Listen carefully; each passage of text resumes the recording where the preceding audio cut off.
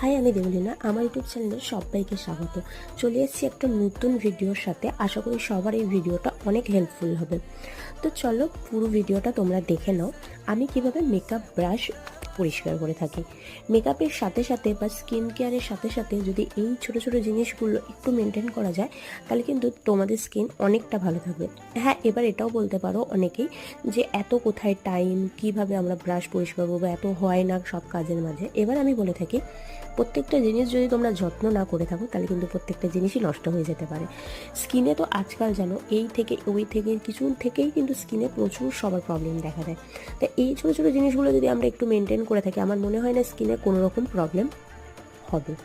তো বড় বড় যারা মেকআপ আর্টিস্ট প্রফেশনাল, তারা কিন্তু এই সমস্ত জিনিস মেনটেন করে, যে কারণে তারা ডেলি মানে মেকআপ করলেও তাদের স্কিনে দেখবে কোনো রকম অসুবিধা হয় না।